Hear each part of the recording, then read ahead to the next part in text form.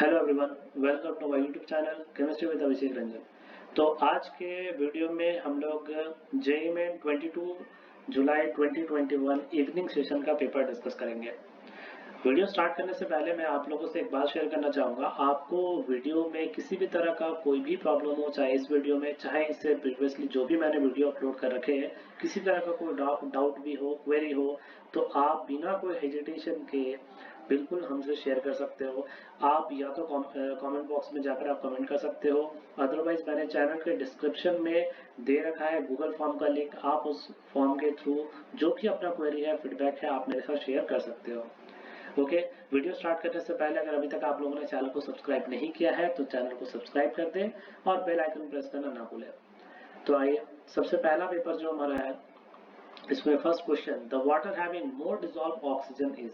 Definitely जो dissolve oxygen का amount है वो जैसे जैसे टेम्परेचर इंक्रीज करता है आपका घटता है। तो बॉइलिंग वाटर और वाटर एट 80 डिग्री सेल्सियस को आप हटा सकते हो। पॉल्यूटेड वाटर, डेफिनेटली उसमें ऑक्सीजन का अमाउंट क्या होगा, जो रिक्वायर्ड लेवल होगा उससे कम होगा, इसलिए आप पॉल्यूटेड वाटर को भी हटा सकते हो। सो हमारा रिक्वायर्ड ऑप्शन होगा ऑप्शन 4। आते हैं हमारा अगला question, which of the following statement for Mendeleev is incorrect. Incorrect बोला जा रहा है। He authored the textbook Principles of Chemistry. At the time he proposed periodic table of the element structure of the atom was known. Structure of atom was known. ये statement आपका incorrect है, क्योंकि जब Mendeleev ने propose किया था उस समय एलिमेंट का स्ट्रक्चर, एटम का स्ट्रक्चर जो था वो अननोन था। थॉमसन ने जब एटम का सबसे पहला मॉडल इंट्रोड्यूस किया था, या रदरफोर्ड ने जब इंट्रोड्यूस किया था, तो उस समय मेंडेलीव का जो भी आपका डॉबरेनर का जो आपका ट्रेड आया हुआ था वो आपका क्या था, स्ट्रक्चर अननोन था। इसलिए मेंडेलीव के बेसिस पे अगर हम बात करेंगे तो उस समय स्ट्रक्चर ऑफ एटम जो था वो अननोन था। तो इसलिए आप कह सकते हैं सेकंड स्टेटमेंट जो है वो इनकरेक्ट है। हालांकि थोड़ा सा ये जो क्वेश्चन है वो थोड़ा सा हिस्टोरिकल एस्पेक्ट्स पे बेस्ड है, ऐसे क्वेश्चंस नहीं पूछने चाहिए, मगर अब पूछा है तो भाई इसका भी आंसर आपका देख सकते हो। उसका ऑप्शन 2 आपका करेक्ट ऑप्शन है। नेक्स्ट क्वेश्चन है, which purification technique is used for high boiling organic liquid. आप याद रखना कि कोई भी ऑर्गेनिक कंपाउंड अगर अपने बॉइलिंग पॉइंट के नियरेस्ट पे आने पे अगर डिकम्पोज होने लगता है, अगर वो डिकम्पोज होने लगता है तो उसका हम जो प्योरिफिकेशन है वो करते हैं रिड्यूस प्रेशर, यानी हम प्रेशर को घटा देते हैं। ठीक है, डेफिनेटली हम उसे सेपरेट करना चाहते हैं, प्योरीफाई करना चाहते हैं, तो उस केस में हम क्या कर देते हैं, प्रेशर को रिड्यूस कर देते हैं। सो करेक्ट ऑप्शन यहाँ पे कौन हो जाएगा, 4। इसलिए इसका नाम भी है टेक्निक का रिड्यूस प्रेशर डिस्टिलेशन। आते हैं हमारा अगला question, which of the following compound will provide a tertiary alcohol with excess of CH3 MgBr। तो यहाँ पे ग्रिग्नार्ड रिएजेंट लिया गया। आप याद रखोगे जहां पे ईस्टर होगा, ठीक है, डेफिनेटली कहीं पर भी अगर आप ईस्टर ले लो या मान लो आप असाइल क्लोराइड ले लो, ठीक है, एक मैं सिंपल कॉन्सेप्ट आपको बता देता हूँ। और अगर आप मान लो यहाँ पे अगर आप एनहाइड्राइड ले लेते हो, तो इस केस में अगर आप कभी भी अगर एक्सेस में अगर ग्रिग्नार्ड रिएजेंट लोगे तो वहां पे आपको 3 डिग्री अल्कोहल फॉर्म होगा।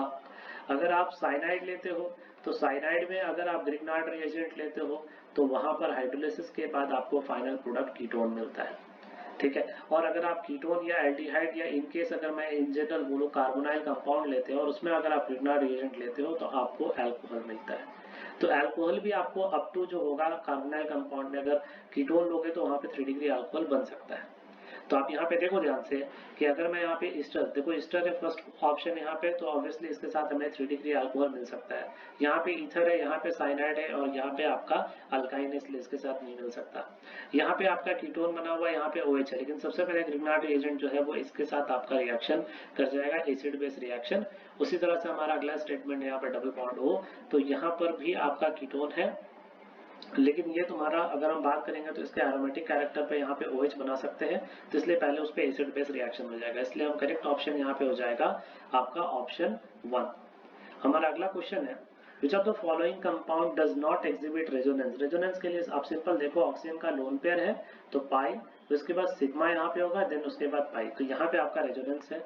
उसके बाद आप यहाँ पे देख सकते हो CH2OH, यहाँ पे ऑक्सीजन का लोन पेयर है लेकिन यहाँ पे आपका सिग्मा बॉन्ड है, यहाँ पे सिग्मा बॉन्ड, इसलिए यहाँ पे रेजोनेंस आपका आप नहीं है। उसके बाद आप कह सकते हो तुम्हारा CH2O, इस पोर्शन में आपका रेजोनेंस जो है वो नहीं है, लेकिन अगर आप कहोगे, ठीक है, इस वाले पोर्शन में अगर आपका रेजोनेंस मॉलिक्यूल के पोर्शन में, तो आप कह सकते हो कि इस पोर्शन में आपका रेजोनेंस देखने को मिलेगा। कहाँ पे, बेंजीन रिंग में। इस पोर्शन में आपको रेजोनेंस दिखेगा, इसका डिलोकलाइजेशन हो सकता है। उसके बाद नेक्स्ट है आपका CH3CONH2। अगर आप इसका स्ट्रक्चर बना लोगे CH3CONH2 का कुछ इस तरह से स्ट्रक्चर आपका होगा, तो N का लोन पेयर भी यहाँ पे रेजोनेंस में है। उसके बाद आप यहाँ पे देख लो तो N का लोन पेयर जो है यहाँ पे रेजोनेंस नहीं है। सो करेक्ट ऑप्शन क्या हो जाएगा 4। ठीक है, तो ये आपका करेक्ट ऑप्शन 4। उसके बाद आते हैं हमारा अगला क्वेश्चन है, मैच द फॉलोइंग है बेरियम। तो बेरियम का organic solvent soluble compound outer electronic configuration 6s2। Definitely barium का कॉन्फ़िगरेशन जो है वो 6s2 हो सकता है, क्योंकि बेरियम आपका 6 पीरियड से बिलोंग करता है और चूंकि ग्रुप 2 है तो ग्रुप 2 होने के कारण इसका आउटरमोस्ट में कॉन्फ़िगरेशन 6s2। सो ए का डेफिनेटली ऑप्शन 2 हो जाएगा। Calcium, calcium oxalate insoluble in water. Definitely अगर हम बात करेंगे कैल्शियम ऑक्सलेट का, ठीक है, तो ये आपका इनसॉल्युबल होता है। अगर हम बात करेंगे लिथियम का, तो लिथियम जो होता है ऑर्गेनिक सॉल्वेंट में डिसॉल्व हो सकता है। और अगर हम सोडियम की बात करेंगे तो वो काफी स्ट्रॉन्ग मोनोएसिडिक, मोनोएसिडिक मींस जिसके पास एक OH का फॉर्मेशन का टेंडेंसी हो, और इसलिए फोर्थ जो यहाँ पे ऑप्शन है वो इन दोनों के लिए तो कभी भी वैलिड नहीं होगा। तो इसलिए यहाँ पे आप डी जो है वो कह सकते हो आपका 4। तो ऑप्शन सी के लिए आप कह सकते हो ऑप्शन 1। तो 2314 तो करेक्ट ऑप्शन यहाँ पे हो जाएगा आपका 1। नेक्स्ट क्वेश्चन है N2+Cl- डाइजोनियम सॉल्ट है, ए से रिएक्शन कराया जा रहा है, बेंजीन बन रहा है। डेफिनेटली ये स्टैंडर्ड आपका प्रोडक्ट है जिसमें हम H3PO2 लेते हैं। अगर H3PO2 लेंगे तो यहाँ पर आपका क्या बन जाएगा, बेंजीन बन जाएगा।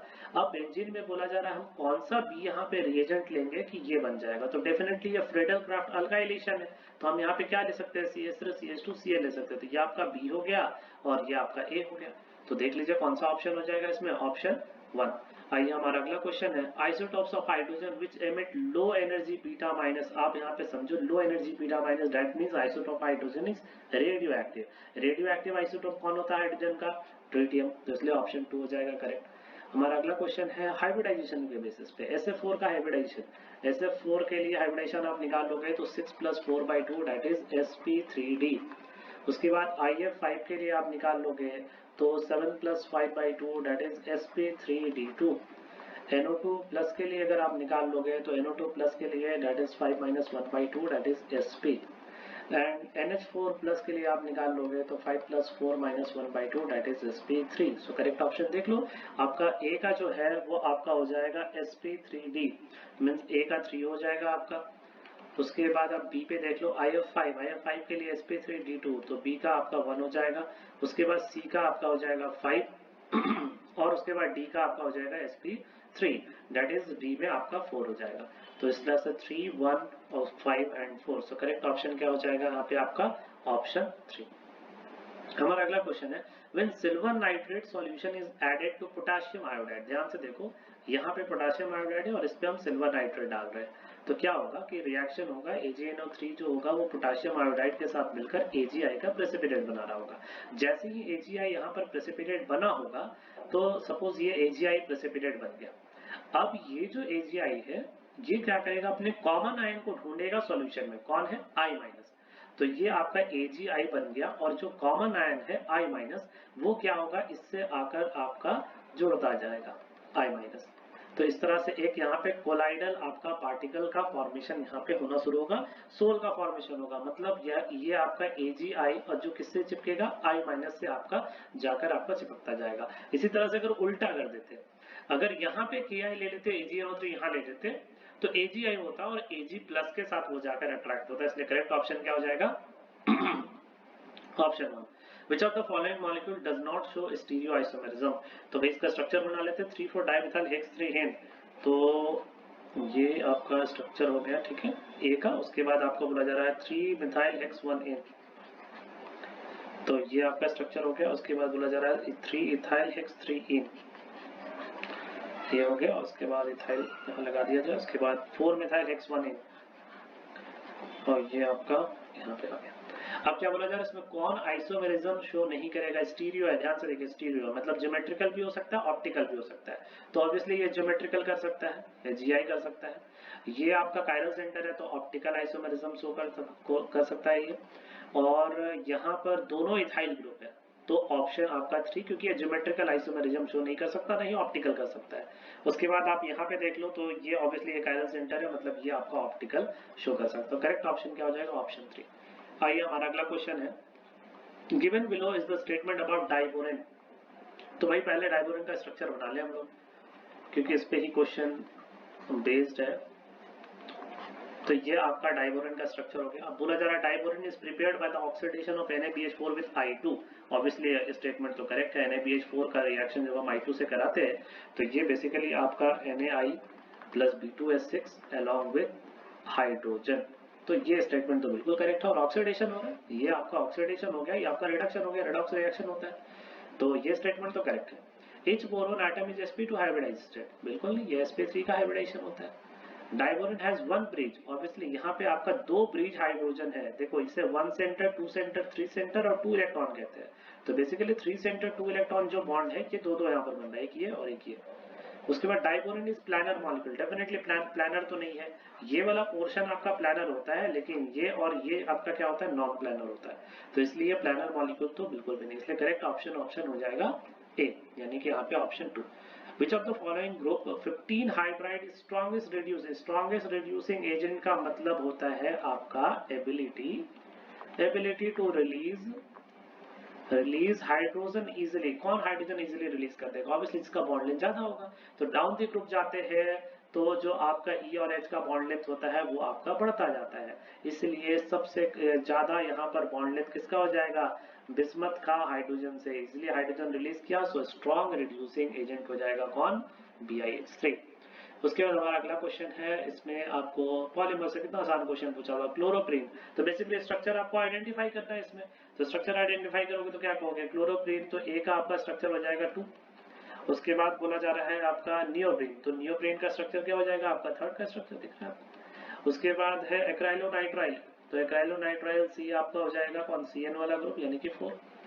उसके बाद आपका हो जाएगा डी का B का 3 हो गया, एंड डी का आपको बोला जा रहा है आइसोप्रीन, तो आइसोप्रीन बोल रहा है, मतलब डी का 1 हो गया।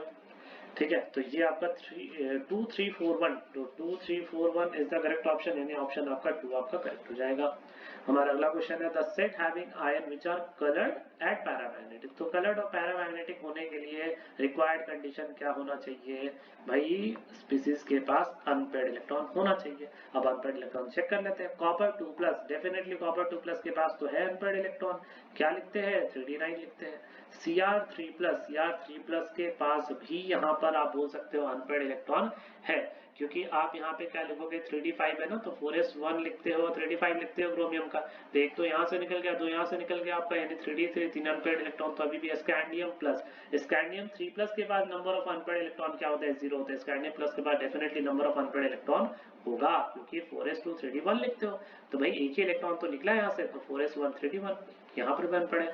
मतलब यहाँ पे तीनों सेट के पास आपको अनपेयर्ड इलेक्ट्रॉन मिल गया, मतलब ये पैरामैग्नेटिक भी होगा और कलर भी होगा। अब आपको इसी बेसिस पे आगे सेलेक्ट करना है, जैसे यहाँ पे जिंक 2+ दिख रहा है, ये आपका क्या हो जाएगा? Diamagnetic nature. स्कैंडियम 3+ यहाँ पे आपका डायामैग्नेटिक हो जाएगा। Mn+7 यहाँ पे डायामैग्नेटिक हो जाएगा। Hg2+ आपका हो जाएगा डायामैग्नेटिक। तो इसलिए आपका दोनों सेट अगर बात करेंगे तो ऑप्शन 1 जो होगा बिल्कुल करेक्ट होगा। हमारा अगला क्वेश्चन है, thiamine and pyridoxine are also known as respectively. तो बेसिकली विटामिन का टर्म यहाँ पे बात हो रहा होगा। तो जो आपका थायमीन है उसे हम विटामिन B1 भी कहते हैं, और जो पेरिडोक्सिन है इसे हम विटामिन B6 भी कहते हैं। सो B1 एंड B6, तो B1 एंड B6 तो करेक्ट ऑप्शन 4 हो जाएगा। Sulphide ion is soft base, basically sulphur का साइज आपका ज्यादा होता है और इस पे 2 नेगेटिव है, तो बेसिकली बेस की तरह काम तो करेगा। साइज ज्यादा होने के कारण इसे हम क्या कहते हैं? Soft base. वहीं पर अगर वो 2- होगा तो इसे हम हार्ड बेस कह सकते हैं। ये और इसके ओर्स में कौन से मेटल कॉमन है? तो ऑब्वियसली ये तो स्टैंडर्ड क्वेश्चन है आपका। PbS इसी ओर के फॉर्म में मिलता है आपका। Ag2S ब्लैक आपको ये इसी फॉर्म में मिलता है, और एल्युमिनियम आपको किस फॉर्म में मिलता है? Al2O3। मैग्नीशियम ज्यादातर किस में मिलता है? कार्बोनेट के फॉर्म में। तो इसलिए करेक्ट ऑप्शन हो जाएगा A और C जो कॉमन है सल्फाइड ओर्स के फॉर्म में। अनऑर्गेनिक कंपाउंड ए कोई ऑर्गेनिक कंपाउंड है, dark green colouration with ferric chloride, definitely FeCl3 test दे रहा है, तो ए क्या होना चाहिए? आपका फिनॉल होना चाहिए। तो चलो फिनॉल तो पता चल गया। ऑन ट्रीटमेंट विद CaCl3, अब इससे हम ट्रीटमेंट करा रहे हैं CaCl3 से और KOH के प्रेजेंस में, तो ठीक है भाई, इसमें तो हमें पता है क्या मिलने वाला है, सैलिसाइड है। अब ये आपका बन गया B, तो बोला जा रहा है followed by acidification gives compound B। अच्छा, इसका फिर एसिडिफिकेशन करा के ये दे रहा है। उसके बाद बोला जा रहा है कि B can also be obtained from the reaction C on reaction with this, मतलब ये कि कोई एक C है और अगर इसमें हम PCC अगर डालते हैं तो हमें इसका जो है प्रोडक्ट वो मिल सकता है। सो ऑब्वियसली इसमें करेक्ट ऑप्शन कौन सा हो जाएगा, तो ऑप्शन आई थिंक 1 मुझे करेक्ट लग रहा है, क्योंकि अगर CH2OH में PCC ऐड करते हैं तो डेफिनेटली ये तुम्हारा ऑक्सीडाइज होता, माइल्ड ऑक्सीडाइजिंग एजेंट है, इसलिए CHO तक ही तुम्हारा चेंज करेगा। ठीक है, तो इसलिए 18 का इसमें ऑप्शन 1 तुम्हारा करेक्ट होगा। आते हैं, हमारा अगला क्वेश्चन है, which one of the following reaction does not occur. तो डेफिनेटली यहाँ पे N का लोन पेयर है और ये जो आपका एनहाइड्राइड है, ठीक है, एक अच्छा लिविंग ग्रुप है, तो डेफिनेटली इसके लोन पेयर इस पे अटैक करेगा और ये एक अच्छे लिविंग ग्रुप की तरफ बाहर निकल के ये प्रोडक्ट बनाएगा, रिएक्शन पॉसिबल है। ये आपका सल्फोनेशन एसिड बेस रिएक्शन सबसे पहले होता है और ये बेसिकली तुम्हारा ज्विटर आयन के फॉर्म में भी एग्जिस्ट करता है, तुम्हारा NH3+ और SO3- के फॉर्म में, सो ये भी रिएक्शन पॉसिबल है। अगला है फ्रेडो-क्राप-असाइलेशन, स्टैंडर्ड क्वेश्चन है भाई। N का लोन पेयर जो होता है वो सबसे पहले एसिड बेस रिएक्शन करना चाहता है, तो ये एल्युमिनियम के वैकेंट आपके 3p ऑर्बिटल में डोनेट कर देता है। तो मतलब यहाँ पे जब डोनेट करता है तो ये एक्चुअली में आपका NH2+ और AlCl3- मतलब कि इलेक्ट्रॉन विड्रॉइंग ग्रुप बन जाता है।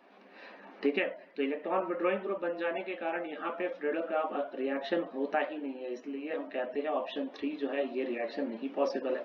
और नाइट्रेशन कराएंगे तो यहाँ पे आपको बोला जा रहा है पैरा में आपको प्रोडक्ट दिया जा रहा है, हालांकि इसमें इसे और ज्यादा एक्यूरेट वे में लिखना चाहिए था, क्योंकि डायरेक्ट हम नाइट्रेशन में नहीं कराते हैं, लेकिन फिर भी अगर इन चारों ऑप्शन में देखें तो एक्यूरेट ऑप्शन यहाँ पे 3 सही है।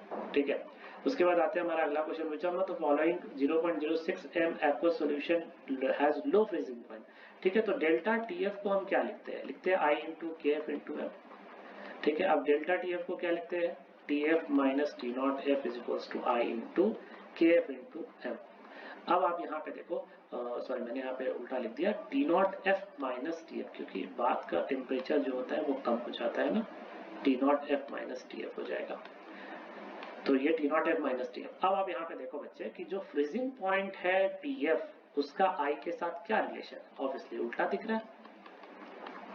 ठीक है, और यहाँ पे सभी के लिए कॉन्सेंट्रेशन सेम रख दिया है, मतलब M जो है वो कांस्टेंट है, KF कांस्टेंट है, T0F कांस्टेंट है, तो एकमात्र कौन बच गया, वेरिएबल टर्म ये, मतलब I का वैल्यू अगर इंक्रीज करेगा तो फ्रीजिंग पॉइंट घटेगा, और यहाँ पे क्या बोला जा रहा है, लोएस्ट फ्रीजिंग पॉइंट, मतलब I किसके लिए मैक्सिमम है। तो Al2SO4 होल थ्राइस को जब आप ब्रेक करोगे, ठीक है, इसको जब आप ब्रेक करोगे तो डेफिनेटली आपको 2Al3+ और प्लस 3SO4 2- मिलेगा, मतलब यहाँ पे 5 आपको आयंस मिल रहा है। ठीक है, ये तो आपका ब्रेक करेगा नहीं, ये तो एक सिंगल मॉलिक्यूल के फॉर्म में रहेगा, यहाँ पे 2 आयन मिला, यहाँ पे आपको 3 आयन मिला, मतलब यहाँ पे I की वैल्यू 3, यहाँ पे I की वैल्यू 2, यहाँ पे I की वैल्यू 5, और जो टूटेगा नहीं उसे I की वैल्यू 1। तो करेक्ट ऑप्शन आपका क्या हो जाएगा, यहाँ पे I की वैल्यू 5 यानी Al2SO4 होल थ्राइस। हमारा अगला क्वेश्चन है, the total number of unpaired electron present in CuNH3 Cl2+। तो देखो आप ध्यान से, यहाँ पे NH3 से Cl2+ है, मतलब आपका कोबाल्ट का ऑक्सीडेशन नंबर है +2 और एक है कोबाल्ट +3। चूंकि सेम तरह का लिगेंड है और सारा सेम है और ऑक्टाहेड्रल है, इसलिए पेयरिंग होने के चांसेस जो है तुम्हारा पहले वाले में हो सकते हैं। तो अगर मान लो कि अगर मैंने यहाँ पर आपको लिखा CuNH3 तो 3D आपका हो जाएगा 4s0 और आपका 3d7, और यहाँ आपका हो जाएगा 4s0 3d6। तो अब आप बना लो इसे, तो 3d7 1 2 3 4 5 1 2 3 4 5 6 एंड 7, यहाँ पे 3 अनपेयर्ड इलेक्ट्रॉन हो गए। और 3d6 की बात कर लेंगे तो 1 2 3 4 5 एंड ये आपका हो गया 6। अब आप यहाँ पे देख लो, नंबर ऑफ जो अनपेयर्ड इलेक्ट्रॉन है यहाँ पे आपका 3 है और यहाँ पे आपका कितना है 4 है, तो चेंज कितने का हो गया, 1 का हो गया। ठीक है, तो एनटी के अकॉर्डिंग ये है, लेकिन पेयरिंग होने का चांसेस यहाँ पर होता है। और अगर पेयरिंग होने का चांसेस होगा तो उसके बेसिस पे, ठीक है, यहाँ पे जो आप आंसर है वो कंक्लूड करके आप कह सकते हो, ठीक है, आंसर क्या होगा 1। तो बेसिकली यहाँ पर बिना पेयरिंग के चांसेस करके वहाँ पे अनपेड इलेक्ट्रॉन का चेंज आपको बोला जा रहा है। तो वैसे अनपेड इलेक्ट्रॉन अगर आप देखोगे तो जैसे मान लो यहाँ पर आपने पेयरिंग करा दिया, तो पेयरिंग करा दोगे तो एक अनपेड इलेक्ट्रॉन यहाँ पे आपको बच जाएगा, ठीक है, इस तरह से आपको एक अनपेड इलेक्ट्रॉन बच जाएगा। और यहाँ पर अगर आप देखोगे पेयरिंग कराने के बाद तो एक भी अनपेड इलेक्ट्रॉन नहीं बचेगा, इसलिए करेक्ट ऑप्शन यहाँ पे 1 हो जाएगा, ठीक है। लेकिन अगर मान लो कि हम पेयरिंग अगर नहीं कराते हैं, वीक फील्ड लिगेंड मान के अगर चलते हैं, तो वहां पर चांसेस है कि जो अनपेड इलेक्ट्रॉन है वो आप इसको 3 कंसिडर कर सकते हो, क्योंकि इस वाले को पेयरिंग नहीं कराएंगे लेकिन इस वाले को पेयरिंग हम करा सकते हैं। तो कराने पर जो अनपेड इलेक्ट्रॉन आ जाएगा वो 3। तो दोनों केस पॉसिबल है। तो एनटीए ने फर्स्ट केस को यहाँ पे कंसिडर करते हुए इसका आंसर 1 डिक्लेयर किया है, ठीक है, इसलिए मैंने यहाँ पे दोनों पॉसिबिलिटी आपको बता दिया। अगला क्वेश्चन है, बोला जा रहा है methylation of 10 gram of benzene give 9.2 gram of टॉलिन, यानी मिथाइल बेंजीन लिया गया है कितना ग्राम, 10 ग्राम।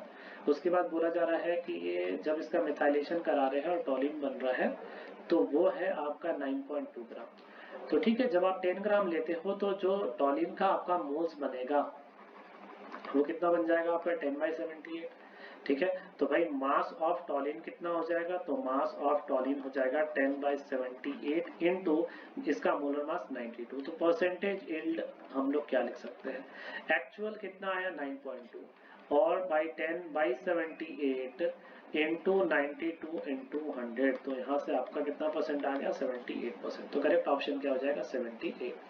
आइए हमारा अगला क्वेश्चन है, the number of acyclic structural isomers including for pentene. तो पेंटीन के लिए स्ट्रक्चरल आइसोमर्स कितना पॉसिबल है। हालांकि अगर ये पेंटीन लिख रहा है तो उसके बेसिस पे हम मतलब इसका अगर मॉलिक्यूलर फॉर्मूला अगर वो देता तो ज्यादा एक्यूरेट होता वो क्वेश्चन रादर देन पेंटीन, क्योंकि पेंटीन होगा तो बेसिकली लोग नॉर्मल पेंटीन को नॉर्मली सोचकर वहां पे उसका पॉसिबिलिटी बता सकते थे, लेकिन मॉलिक्यूलर फॉर्मूला में ज्यादा ये क्वेश्चन एक्यूरेट होता। तो चलो ठीक है, हम लोग पेंटीन का स्ट्रक्चर देख लेते। तो तुम्हारा एसाइक्लिक फॉर्म बनाना है और इंक्लूडिंग ज्योमेट्रिकल आइसोमर्स है। तो पहले हमने पेंटीन बना दिया 1 2 3 1 2 3 4 5 और ये आपका, और इसी में वेरिएशन हमने कर दिया यहाँ पे डबल बॉन्ड, और हमें पता है कि इसका कितना पॉसिबिलिटी हो जाएगा, 2 पॉसिबिलिटी सिस भी और ट्रांस भी। तो अभी तक टोटल हमने 3 बना दिया। अब उसके बाद 4 कार्बन ले ले, यहाँ पे डबल बॉन्ड, एक बॉन्ड हमने यहाँ लगा दिया। उसके बाद यहाँ पर भी एक लगा सकते हैं, याद रखो कि क्योंकि यहाँ पे हमने मिथाइल ग्रुप लगा दिया तो एक पोजीशन भी बना सकते हैं, ठीक है। इसके अलावा अगर हम एक और पॉसिबिलिटी अगर हम देखें यहाँ पे, तो एक आपका ये बन गया, उसके बाद आपका यहाँ पे सिस और ट्रांस 2 बन जाएगा। इसके बेसिस पे हमने बना लिया। अब उसके बाद देख लेते हैं तुम्हारा एक और स्ट्रक्चर हम लोग बना सकते हैं, ये अगर करते और डबल बॉन्ड अगर हम लोग यहाँ बनाते हैं, तो यहाँ पर भी पेंटीन का स्ट्रक्चर बन जाएगा। तो टोटल एसाइक्लिक फॉर्म कितना हो गया 1 2 3 4 5 एंड 6 आपका एसाइक्लिक स्ट्रक्चर बन गया। हमारा अगला क्वेश्चन है, assume a cell with the following reaction this. Obviously इस रिएक्शन में एन फैक्टर हमें देखने से ही पता चल रहा है कि 2 होगा। तो इस ई नॉट सेल दे रखा है तो ई सेल निकालना है। तो ई सेल का वैल्यू क्या लिखते हैं, ई नॉट सेल मतलब 2.97 माइनस 0.0591 बाय एन की value 2 into log of concentration product का दिया हुआ है 0.25 बाय रिएक्टेंट का दिया हुआ है 10 to the power minus 3 to the power 2। सो ये अगर आप सॉल्व करोगे तो आपका 2.8 आ जाएगा। और अगर हम नियरेस्ट इंटीजर में अगर बात करें तो आंसर इसका आपका हो जाएगा 3 वोल्ट। हमारा अगला क्वेश्चन है, value of Kp for the equilibrium reaction. तो यहाँ पे आपको Kp दे रखा है 47.9। अगर यहाँ पे हम डेल्टा Ng के वैल्यू निकालेंगे तो प्रोडक्ट में 2 मोल है और यहाँ पे 1 मोल है, तो 2 minus 1 is 1। So Kp and Kc के बीच का रिलेशन हमने लिखा RT to the power delta Mg। सो यहाँ से आपका Kc का वैल्यू हो जाएगा Kp by RT to the power delta Mg। Kp के वैल्यू दे रखी है 47.9 और R की वैल्यू यहाँ पे 0.083 दे रखी है। Temperature is 288 to the power 1। इसको जब आप सॉल्व करोगे आपका करेक्ट ऑप्शन जो है 5 का, तो वो आपका आ जाना चाहिए 47.9 और ये नियरली तुम्हारा 10/5 के आसपास, यानी कि तुम्हारा नियरली 2। सो यहाँ पे केसी का आपका जो एक्सप्रेशन हो जाएगा 1 से 2 हो जाएगा। नियरेस्ट इंटीजर में बात करेंगे, अप्रोक्सीमेशन में मैंने लेके वहां पे 2 बता दिया आपको क्योंकि नियरेस्ट इंटीजर कह रहा था। If the standard molar enthalpy change for the combustion of graphite powder is, तो ग्रेफाइट का जब कंबशन होगा दैट इज CO2, तो उस समय जो एनर्जी रिलीज हुई है वो रिलीज हुई है 2.48 into 10 to the power 2, यानी कि 248 किलो जूल रिलीज हो रहा है। मतलब ये 12 ग्राम है, तो 12 ग्राम का कंबशन हो रहा है तो 248 किलो जूल आपका रिलीज हो रहा है, तो 1 ग्राम के लिए कितना हो जाएगा, तो 1 ग्राम के लिए 248/12, तो ये आपका कितना हो जाएगा 20 पॉइंट आप कह सकते हो यहाँ पे 06 के आसपास, और नियरली आपका कहोगे इसमें तो 21 आप नियरेस्ट इंटीजर में कह सकते हो, तो आंसर आपका क्या हो जाएगा 21 किलो जूल। हमारा अगला क्वेश्चन है copper complex CCP lattice, CCP lattice है that means Z equals to 4, cell of edge length आपको दे रखा है 0.4518 nanometre, that is -8 -9 metre and -7 centimetre, तो सेंटीमीटर में हमने ले लिया। उसके बाद बोला जा रहा था डेंसिटी ऑफ द डेंसिटी भी दे रखा है 7.62 ग्राम पर सेंटीमीटर। मोलर मास निकालना, तो हमें फॉर्मूला पता है density of unit cell Zm/A³ into Avogadro number, so यहाँ से हमें मोलर मास निकालना है, तो D into A³ into Na/Z, तो डेंसिटी के value 7.62 into A³ 0.4518 to the power 3 into 10 to the power -21 into Avogadro number 22 into 10 power 23 divided by Z की value 4। जब आप इसको सॉल्व कर लोगे ये 106 के आसपास आपका आ जाएगा, so answer will be 106। Our next question is number of electron that vanadium has p orbital, तो पहले कॉन्फ़िगरेशन कर लेते हैं 1s2 2s2 2p6 3s2 3p6 4s2 and 3d3। सो यहाँ पे number of electrons in p orbital बोल रहा है, तो ये आपका 6 हो गया और आपका 6 हो गया, तो टोटल इलेक्ट्रॉन्स कितने हो गए 12 इलेक्ट्रॉन्स। हमारा अगला क्वेश्चन है N2O5 NO2 in the first order reaction, first order reaction है भाई, हमारा इनिशियल कॉन्सेंट्रेशन दे रखा है R0 की वैल्यू दे रखी है यहाँ पे 2.4 इंटू 10 टू द पावर -2, और after 1 hour time is 1 hour, और यहाँ पे आप देखो मिनट इनवर्स में दिया हुआ है, मतलब आप इसको 60 मिनट भी लिख सकते हो। अब जो कॉन्सेंट्रेशन है R की वैल्यू 1.6 इंटू 10 पावर -2 दे रखी है, रेट कांस्टेंट में निकालना, फर्स्ट ऑर्डर दिया हुआ है तो 2.303 by time 60 minute into log of R0 2.4 into 10 power -2 by 1.6 into 10 power -2। So यहाँ से आप इसको सॉल्व कर लोगे तो आपका आंसर 7 इंटू 10 पावर -3, तो आपका करेक्ट ऑप्शन इंटू 10 पावर -3 के फॉर्म में पूछा है, so option will be 7। Our last question is the concentration of the glucose in blood is 0.72 ग्राम पर लीटर। आप यहाँ पे ध्यान से देखो ग्राम पर लीटर में दे रखी है कॉन्सेंट्रेशन, और मोलारिटी हमें निकालना है, तो भाई कॉन्सेंट्रेशन जो है वो दिया हुआ 0.72 ग्राम पर लीटर, ठीक है, मीन्स 1 लीटर में इतना डिजॉल्व है, तो आप इसको क्या लिख सकते हो 0.72 बाई 180 मोलर मास से डिवाइड कर दोगे तो ये पूरा टर्म आपका हो जाएगा मोल्स में या by 1 litre. So concentration will be 4 into 10 to the power -3, 4 into 10 power -3 moles per liter। So यहाँ पे आपका जो करेक्ट ऑप्शन हो जाएगा 4 into 10 power -3 moles per liter, या M कैपिटल M के फॉर्म में लिख सकते हो, ठीक है। सो यहाँ पर हमने पूरे जो पेपर था उसका हमने कंप्लीट वीडियो सॉल्यूशन देखा।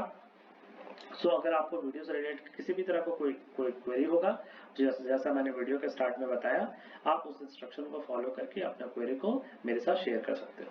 Okay, thank you.